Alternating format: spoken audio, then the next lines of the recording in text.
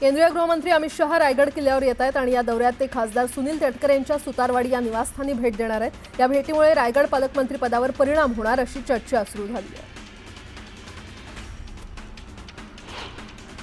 महाड तालुक्यातील मांडले इथे धरण प्रकल्प होतोय आणि त्यामुळे पुढील काळात जमीन विकू नका, नोकरीपेक्षा शेतीतूनच तुम्हाला दुप्पट उत्पन्न मिळेल असा विश्वास मंत्री गोगावले यांनी व्यक्त केला। तुळजापूरच्या आमदारांनी नेहमीच विकास कामांमध्ये खोडा घालण्याचं काम केलं अशी टीका खासदार ओमराजे निंबाळकरांनी केली आहे। विकास कामांना निधी स्थगितीसाठी राणा जगजितसिंह पाटील जबाबदार असल्याचा आरोप निंबाळकरांनी केला। रत्नागिरीतून नारायण राणेंना जेवणाच्या ताट्यावरून उठवून अटक करायला अनिल परबांनी भाग पाडलं होतं। हा अटक केलेला क्षण मोबाईलमध्ये सेव्ह करून ठेवलाय। याची परतफेड ज्या दिवशी करेन त्याच दिवशी तो व्हिडिओ डिलीट करेन, कुणालाही सोडणार नाही असा इशारा मंत्री नितेश राणेंनी दिलाय। घरगुती सिलेंडरच्या दरवाढीच्या निषेधार्थ विक्रोळीत ठाकरे गटाच्या सुनील राऊतांसह कार्यकर्त्यांनी आंदोलन केलं। मात्र आंदोलनासाठी परवानगी न घेता रस्ता अडवला आणि पोलिसांच्या आदेशाचं पालन न केल्यानं त्यांच्यासह पदाधिकारी आणि 300 कार्यकर्त्यांवर गुन्हा दाखल करण्यात आला। महायुती सरकारच्या महत्त्वाकांक्षी अशा 100 दिवस स्फूर्ती आराखडा अभियानामध्ये सांस्कृतिक कार्य, जलसंपदा आणि सार्वजनिक आरोग्य विभागांनी हाती घेतलेल्या योजना आणि उपक्रमांची पूर्तता करत सरस कामगिरी केलेली आहे। तर महिला आणि बालविकास, नगरविकास, शालेय शिक्षण इत्यादी 22 विभागांना जेमतेम 35% उद्दिष्टांची पूर्तता करता आली आहे। सोलापुरात दूषित पाण्यामुळे मृत्यू झालेल्या मुलींच्या कुटुंबाची पालकमंत्री जयकुमार गोरे यांनी सांत्वनपर भेट घेतली। यावेळी त्यांनी वैयक्तिक निधीतून मृत मुलींच्या कुटुंबाला प्रत्येकी 1 लाखांची मदत केली आहे, तर राज्य सरकारकडून 5 लाखांची मदत जाहीर करण्यात आली आहे। आयुक्तांनी सांगितलेलं मृत्यूचं कारण खोटं असून दूषित पाण्यामुळेच मृत्यू झाल्याचा दावा जयकुमार गोरे यांनी केला। महायुती सरकार योग्य वेळी शेतकऱ्यांची कर्जमाफी करेल। जेव्हा निवडणुकीला सामोरं जाऊ तेव्हा आमच्या संकल्पपत्रामधील एकही मुद्दा शिल्लक राहणार नाही। जो वचननामा आम्ही जनतेला दिलाय तो पूर्ण करणार असा दावा चंद्रशेखर बावनकुळे यांनी केलाय। राज्यातील शेतजमिनीच्या ताब्यावरून होणारे वाद मिटवण्यासाठी राबवण्यात आलेल्या सलोखा योजनेला मुदतवाढ देत पुन्हा सुरू करण्याचे आदेश शासनानं दिलेत। आमदार किशोर पाटील यांनी ही माहिती दिली आहे। या योजनेमुळे बांधकाम मजुरांना मोठा फायदा होणार आहे। संसदेनं नुकत्याच पारित केलेल्या वक्फ कायद्याला आव्हान देणाऱ्या 10 याचिकांवर सर्वोच्च न्यायालयात 16 एप्रिलला सुनावणी होणार आहे। यात एमआयएमचे नेते असुद्दीन ओवैसी यांच्या याचिकेचा देखील समावेश आहे। संत ज्ञानेश्वर महाराजांच्या 750व्या जन्मोत्सवाचं आयोजन करण्यात आलंय। या कार्यक्रमासाठी प्रमुख पाहुणे म्हणून पंतप्रधान नरेंद्र मोदी आणि यूपीचे मुख्यमंत्री योगी आदित्यनाथ यांना निमंत्रण पाठवण्यात आलंय। 3 मे ते 10 मे या कालावधीत जन्मोत्सव साजरा केला जाणार आहे। राज्यातील तापमानाचा पारा दिवसागणिक वाढतोय। गेल्या 6 वर्षात तब्बल 960 जणांचा उष्माघातानं मृत्यू झालाय। त्यामुळे नागरिकांनी उष्माघाताची काळजी घेणं अतिशय महत्त्वाचं आहे। गेल्या 6 वर्षांची आकडेवारी पाहता 2024 मध्ये सर्वाधिक 733 मृत्यू उष्माघातामुळे झाले।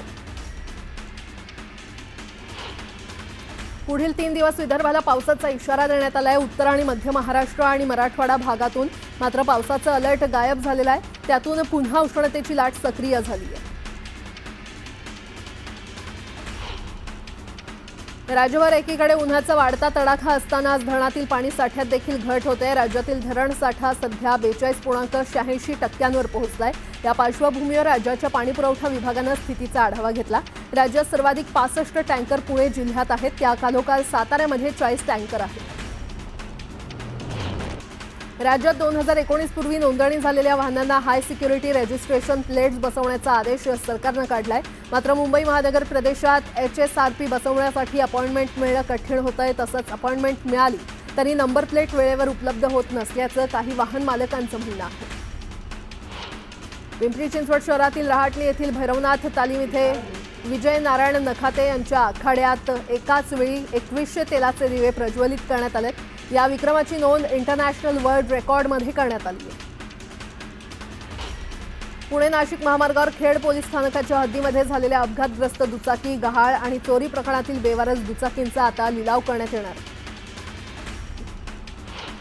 पुण्यातील महात्मा ज्योतिबा फुले यांची आज 198वी जयंती आहे। त्यानिमित्तानं पुण्यातील फुलेवाड्यात मिसळ वाटपाचं आयोजन करण्यात आलंय।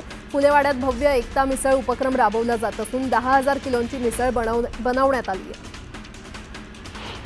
आंबेगाव तालुक्यातील मंचर येथील एस कॉर्नर परिसरातील शेतात दिवसाढवळ्या बिबट्याचं दर्शन झालंय। शेतातील बिबट्याचा मुक्त संचार पाहायला मिळाल्यानं परिसरात दहशतीचं वातावरण निर्माण झालंय। पुण्यातील कोंढवा बुद्रुक येथील तरुणानं एका इमारतीच्या पाण्याच्या टाकीवर तो चढला होता। यावेळी त्याला खाली उतरण्यास सांगणाऱ्या नागरिकांवर तो लोखंडी रॉडने हल्ला करत होता। यावेळी अग्निशमन दलाच्या जवानांनी त्याला खाली उतरवत त्याची चौकशी केली आहे।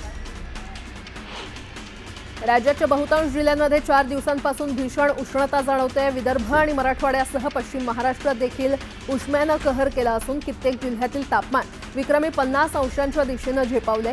गुरुवारी नंदुरबारमध्ये सर्वाधिक 45.3 अंश तापमानाची नोंद झाली आहे। तसंच अकोला आणि जळगावचा पारा 44 अंशांच्या घरात गेला।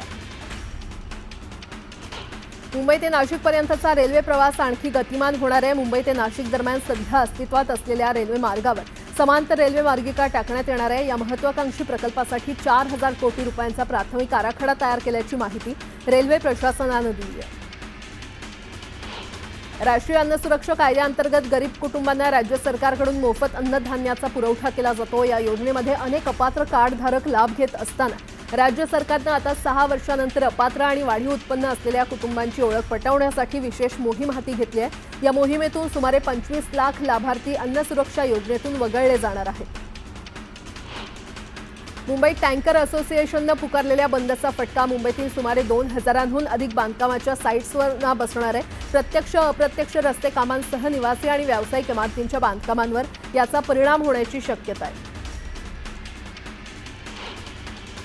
मुंबईला पाणी पुरवठा करणाऱ्या जलाशयातील साठा 32% पोहोचलाय। पालिकेनं वॉर्ड स्तरावर बेकायदा नळ जोडण्यांसंदर्भात मोहीम सुरू केली आहे। यावेळी नळ जोडणी अधिकृत नसल्यास पाणी पुरवठा खंडित होणार आहे। पाणी चोरीला आळा घालण्यासाठी पालिकेनं ही धडक मोहीम हाती घेतली आहे। धारावी प्रकल्पातील अपात्र रहिवाशांच्या पुनर्विकासासाठी मुलुंड, कांजूरमार्ग आणि भांडूप परिसरातील मिठागरांची 256 एकर जमीन देण्यास सरकारनं मंजुरी दिलेली आहे। मात्र या जमिनी CRZ क्षेत्रात येत नाहीत अशी माहिती धारावी पुनर्विकास प्रकल्पाचे मुख्य कार्यकारी अधिकारी SVR श्रीनिवास यांनी दिली आहे।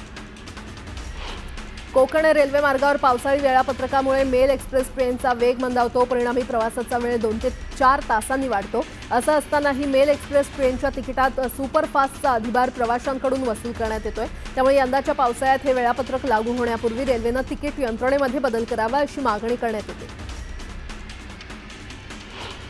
कांदा लागवडीचा यंदा राज्यभर विक्रम नोंदवला गेलाय। राज्यभरात यंदा तब्बल 6.51 लाख हेक्टर क्षेत्रावर कांदा लागवड झाली। ती गेल्या वर्षीच्या तुलनेत 1,87,000 हेक्टर क्षेत्रानं अधिक आहे। कोस्टल रोड प्रकल्पातील दुसरा टप्पा असलेल्या वर्सोवा भाईंदर विस्तार प्रकल्पाला सध्या गती मिळालेली आहे। मात्र याचा परिणाम नैसर्गिक अधिवासावर होण्याची शक्यता असल्यानं मासेमारीवर याचा परिणाम होऊन मासेमारी बंद होईल याची भीती असल्यानं मच्छीमार संघटनांनी प्रकल्पाला विरोध केलाय।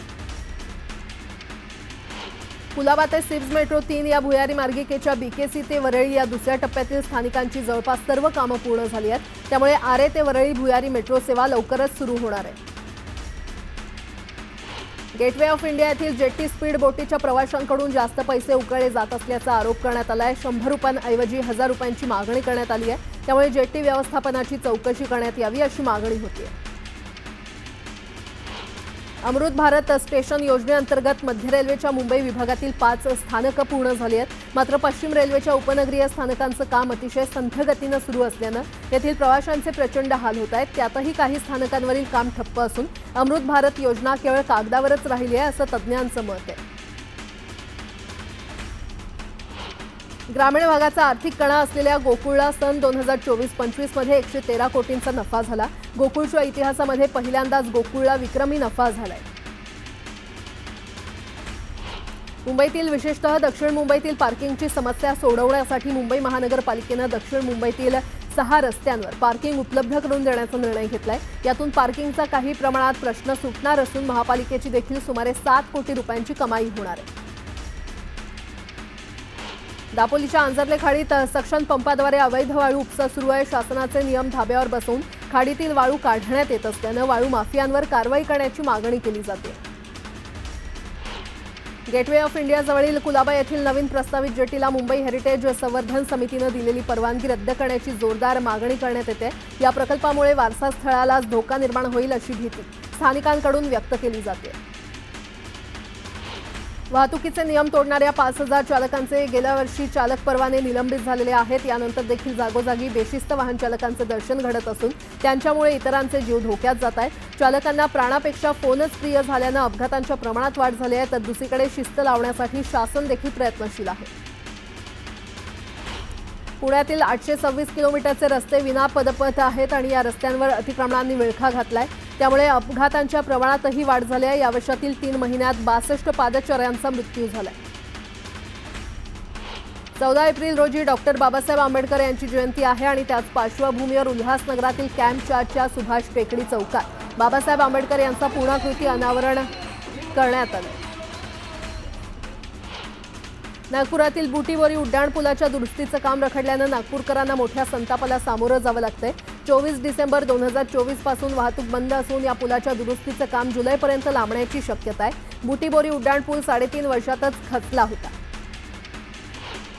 महाराष्ट्र राज्य मराठी पत्रकार संघाच्या डिजिटल मीडियाचं राज्य अधिवेशन सांगलीच्या मिरजेमध्ये पार पडलं। राज्याचे ग्रामविकास मंत्री जयकुमार गोरे यांच्या हस्ते अधिवेशनाचं उद्घाटन पार पडलं। पत्रकार क्षेत्रातल्या डिजिटल मीडियातील आव्हानं आणि इतर गोष्टींवर या राज्य अधिवेशनामध्ये चर्चा पार पडली। अलमट्टी धरणाच्या उंचीविरोधात थेट पंतप्रधानांसह मुख्यमंत्री आणि केंद्रीय जलशक्ती आयोगाला 5,000 पत्र पाठवण्यात येणार आहेत। यासाठी कृष्णा महापूर नियंत्रण सागरी नागरिक कृती समितीनं मोहीम राबवली आहे। याबाबत आतापर्यंत 1,500हून अधिक पत्र आणि तक्रारी आल्या। यवतमाळच्या वणी शहरातील काही रस्त्यांच्या मधोमध इलेक्ट्रिक पोल असल्यानं नागरिक वैतागले। नागरिकांनी वारंवार प्रशासनाला निवेदन देऊन देखील त्याकडे दुर्लक्ष केल्यानं नागरिकांनी पुन्हा पोल हटवण्याची मागणी लावून धरली आहे। जळगाव जिल्ह्यातील भुसावळ शहरातल्या रेल्वेच्या दगडी पुलाजवळ अज्ञात व्यक्तीचा मृतदेह आढळला। या व्यक्तीचा मृत्यू कशाने झाला याचं कारण अद्याप अस्पष्ट आहे, मात्र पोलिसांकडून मृतदेहाची ओळख पटवण्याचं काम सुरू आहे। रायगड जिल्ह्यातील म्हसळा इथल्या धावीरदेव महाराज यांची यात्रा संपन्न झाली। धावीरदेव महाराज मंदिर ते संपूर्ण म्हसळा शहर दरम्यान शोभायात्रा काढण्यात आली। धाराशिवच्या येरमाळा इथल्या येडेश्वरीची यात्रा उद्यापासून सुरू होते आणि या यात्रेसाठी यंदा 15 लाखांच्या जवळपास भाविक येरमाळा नगरीत दाखल होणार आहेत। यासाठी पोलीस प्रशासनानं वाहतूक मार्गात मोठे बदल केले। चिपळूण नगरपालिका प्रशासनानं मूर्ती कारखानदारांची बैठक घेतली। यावेळी प्लास्टर ऑफ पॅरिसच्या मूर्ती बनवणं, विक्री आणि विसर्जन करू नये अशा स्पष्ट सूचना करण्यात आल्यात। नगरपालिकेच्या या निर्णयामुळे यावर्षी शाडू मातीच्या गणेश मूर्ती घरोघरी विराजमान होणार आहेत। यवतमाळ जिल्ह्याच्या वणी परिसरात कोळशाची ओव्हरलोड वाहतूक होत असल्यानं रस्त्या शेजारील पीक धोक्यात आलंय। खुल्या टिप्परमधून क्षमतेपेक्षा जास्त कोळशाची वाहतूक सुरू आहे आणि त्यामुळे मोठ्या प्रमाणात प्रदूषण होत असल्यानं ही धूळ शेतातील पिकावर बसत असल्यानं पिकं धोक्यात आली आहेत, त्यामुळे शेतकरी चिंतेत सापडला। अजिंठा लेणीचं कलावैभव आपल्या चित्रातून पहिल्यांदा जगासमोर आणणारे मेजर रॉबर्ट गिल यांची पुण्यतिथीनिमित्त अभिवादन करण्यात आलं। चित्रकारांनी याप्रसंगी चित्र काढून रॉबर्ट गिल यांना अनोखी आदरांजली वाहिली।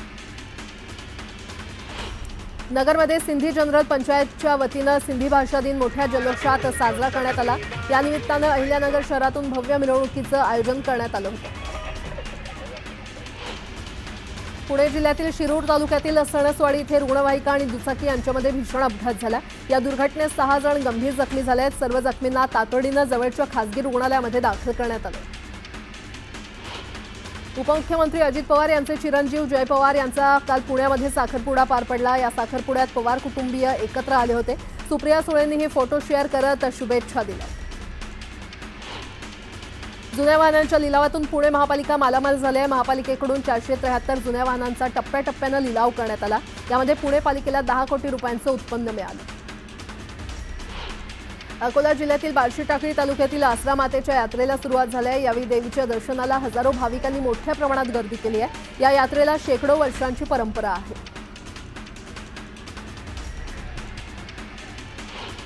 मुलींच्या जन्माचं स्वागत व्हावं, त्यांच्या जन्माचं प्रमाण वाढावं यासाठी राज्य सरकारनं सुरू केलेल्या लेक लाडकी योजनेला पुण्यात चांगला प्रतिसाद मिळतोय। मागील वर्षभरात 10,000 मुलींना याचा लाभ मिळाला असून मुलींच्या खात्यात 5,000चा पहिला हप्ता जमा करण्यात आला। गृहनिर्माण प्रकल्पांच्या सर्व जाहिरातींबरोबर महारेरा नोंदणी क्रमांक, महारेरा वेबसाईटचा तपशील आणि QR कोड, संपर्क क्रमांक ठळकपणे छापणं बंधनकारक आहे। याबाबतचे आदेश महारेरानं बिल्डर्सना जारी केलेले आहेत, तर या आदेशाची अंमलबजावणी न करणाऱ्या बिल्डर्सना 50,000पर्यंत दंड ठोठावला जाणार आहे। वरळी शिवडी उन्नत मार्गिकेसाठी प्रभादेवी रेल्वे स्थानकावरील पूल पाडण्यात येणार आहे आणि त्यामुळे 15 एप्रिलपासून हा पूल बंद होण्याची शक्यता आहे। हा पूल बंद केल्यावर दादर पश्चिमेच्या सर्व रस्त्यांवर मोठी वाहतूक कोंडी होण्याची भीती आहे। मुंबई राज्य सामायिक प्रवेश परीक्षा कक्षामार्फत MHT CET प्रवेश परीक्षेला सुरुवात झाली आहे। त्यानुसार PCB ग्रुपची CET 9 एप्रिलपासून सुरू झाली आहे। पहिल्या दिवशी 43,293 विद्यार्थ्यांनी परीक्षा दिली, तर दोन्ही सत्रात मिळून 46,778 जणांनी नोंदणी केली होती। त्यातील 22.55% विद्यार्थ्यांनी परीक्षा दिली, अशी माहिती CET सेलने दिली आहे। एसटी कर्मचाऱ्यांना मार्चच्या पगाराची उर्वरित 44% रक्कम येत्या मंगळवारपर्यंत देण्यात येणार आहे। फक्त 56% वेतन मिळाल्यानं एसटी संघटना आक्रमक झाल्या होत्या। उपमुख्यमंत्री एकनाथ शिंदे यांनी पुढाकार घेऊन वित्त सचिवांशी चर्चा केल्यानंतर प्रश्न मार्गी लागला। मुंबई शहर आणि उपनगरात पार्किंगची समस्या दिवसेंदिवस गंभीर होत असताना राज्य सरकारनं या प्रश्नावर तोडगा काढण्यासाठी ठोस पावलं उचलायला सुरुवात केली आहे। याच पार्श्वभूमीवर राज्य परिवहन विभागाने शहरासाठी प्रभावी पार्किंग धोरण तयार करण्याच्या उद्देशाने काम सुरू केलं असून यासाठी क्रिझिल या संस्थेची नियुक्ती करण्यात आली आहे।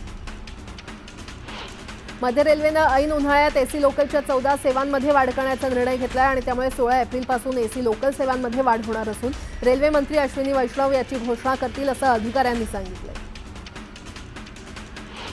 कोकणातील आंबा बागायतदारांच्या हापूसला आता जीआयचं संरक्षण मिळाल्यानं बनावट हापूस आंबा ओळखणं सहज शक्य होणार आहे। एक प्रकारे व्यावसायिकांना हा मोठा दिलासा मिळाला आहे। आतापर्यंत 1,845 जणांना जीआय टॅग मिळालेला आहे, तर आंबा व्यतिरिक्त इतर कोणत्याही आंब्यांना हापूस टॅग वापरण्याची परवानगी नाकारण्यात आली आहे। राज्यातील 1,06,680 शाळांनी शाळा मूल्यांकन प्रक्रिया सुरू केली आहे, मात्र 1,850 शाळांनी ही प्रक्रिया अद्याप सुरूच केली नसल्याचं SCRTच्या अहवालातून समोर आलेलं आहे आणि त्यामुळे मूल्यांकनासाठी मुदतवाढ मिळणार की नाही याबाबत प्रश्नचिन्ह निर्माण झाले। लाखो भाविकांचं आराध्य दैवत असलेल्या दख्खनचा राजा श्री ज्योतिबा देवाची सर्वात मोठी चैत्र यात्रा होते आणि यानिमित्त ज्योतिबा डोंगरावर लाखो भाविक दाखल झालेत।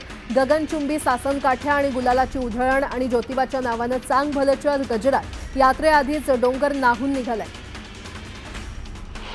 बीडमध्ये जलजीवन मिशन ही योजना जिल्हा परिषदेअंतर्गत राबवली जाते, मात्र राज्यात या योजनांची विदारक स्थिती आहे। 50,000 केवळ 23,000 योजनांचं काम पूर्ण झालंय। अद्यापही 26,000 योजनांचं काम अपूर्ण आहे, तसंच 470 योजनांचं कामच अजून सुरू झालेलं नाहीये।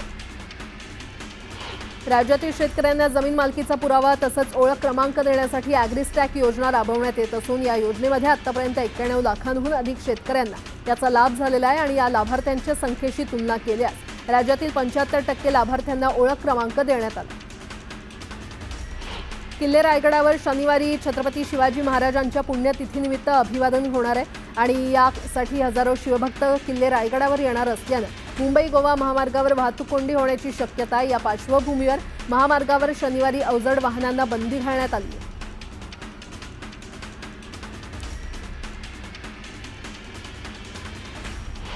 कच्च्या मालाच्या किमती वाढल्यामुळे गेल्या आर्थिक वर्षात निवासी प्रकल्पांच्या किमती 9% वाढल्या। ठाणे इथे 17%, बंगळुरूमध्ये 15%, पुणे 10%, तर दिल्लीमध्ये 5% वाढ झाली आहे। मुंबई आणि नवी मुंबईतील घरांच्या किमती मात्र 3% कमी झाल्या।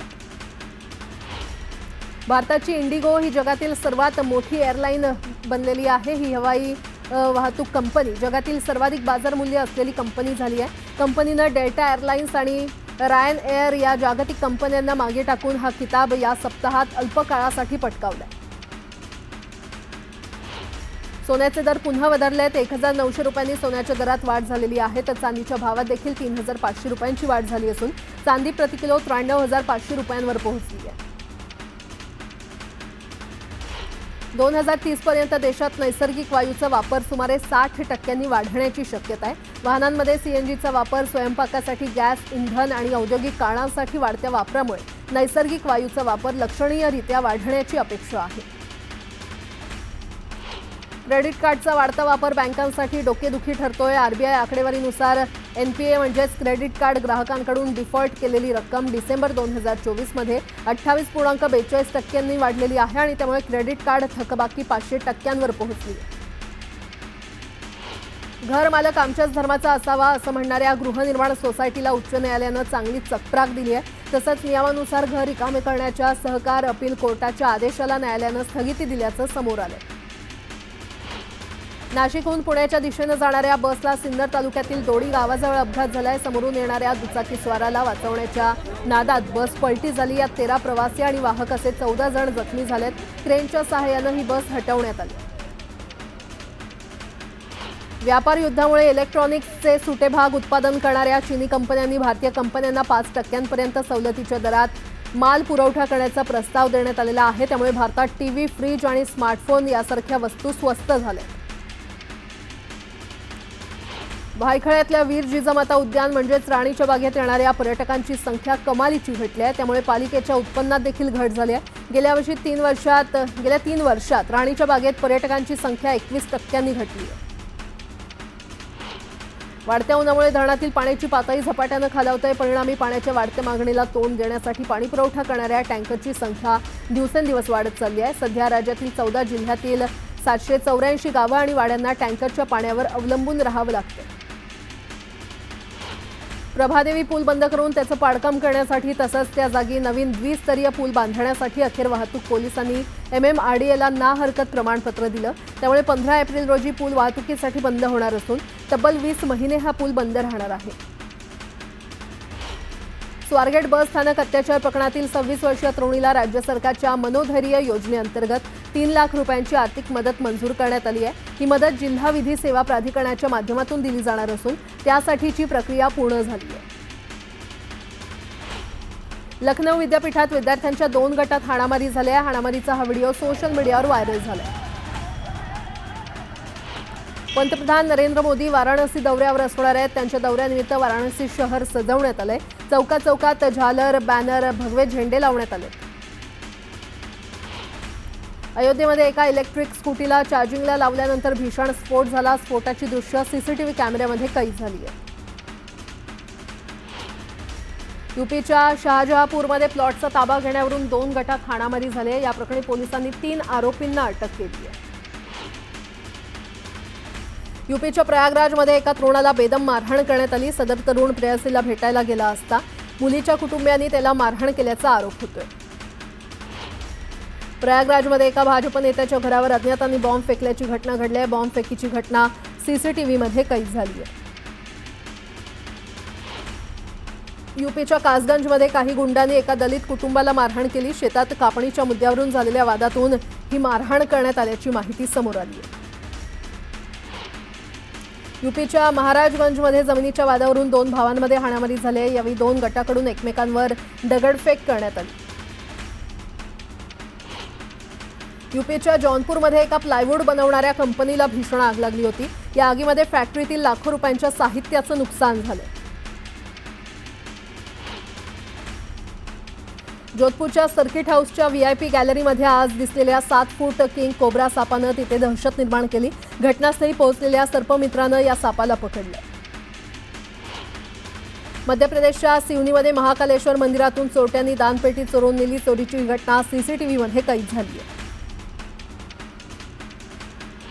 राजस्थानच्या आमेरमध्ये जमिनीच्या वादातून 2 गटात हाणामारी झाली। या प्रकरणी पोलिसांनी गुन्हा दाखल केला। यूपीच्या लखीमपूरमध्ये रस्त्यावर एक वाघ फिरताना दिसला। या प्रकारानं स्थानिकांमध्ये भीतीचं वातावरण आहे। बिहारमधील अनेक जिल्ह्यांमध्ये गुरुवारी वीज कोसळून आणि गारपिटीमुळे 25 जणांचा मृत्यू झालाय। मुख्यमंत्री नितीश कुमार यांनी या घटनांमध्ये झालेल्या मृत्यूबद्दल दुःख व्यक्त केलं आणि मृतांच्या कुटुंबियांना प्रत्येकी 4 लाख रुपयांची मदत जाहीर केली। बिहारमधील आरा येथे जोरदार वादळानंतर पिपा पूल तुटला। पूल तुटल्यानंतर आरा आणि बक्सरच्या अनेक भागात यूपी आणि बिहारमधील संपर्क तुटला आणि त्यामुळे लोक बोटीनं नदी ओलांडत आहेत। राजस्थानच्या प्रतापगड इथल्या गोतमेश्वर महादेवाच्या जंगलाला भीषण आग लागली। या आगीमध्ये हजारो हेक्टर जंगल जळून खाक झाले।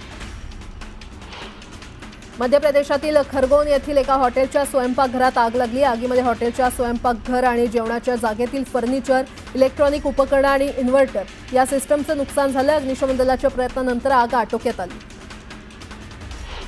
म्यानमारमध्ये झालेल्या भूकंपात आतापर्यंत 3000हून अधिक लोकांचा मृत्यू झालाय। भूकंपानंतर कोसळलेल्या इमारतींमध्ये शोध मोहिमेसाठी भारतीय लष्करानं रोबोट आणि नॅनो ड्रोनची मदत घेतली। बांगलादेशमधील विशेष न्यायालयानं गुरुवारी माजी पंतप्रधान शेख हसीना, त्यांची मुलगी सायमा वाजेद पुतुल आणि इतर 17 जणांविरोधात भ्रष्टाचार प्रकरणात अटक वॉरंट जारी केलंय। पंतप्रधान पदावर असताना पदाचा दुरुपयोग करत बेकायदा भूखंड हडपल्याचा हसीना यांच्यावर आरोप आहे।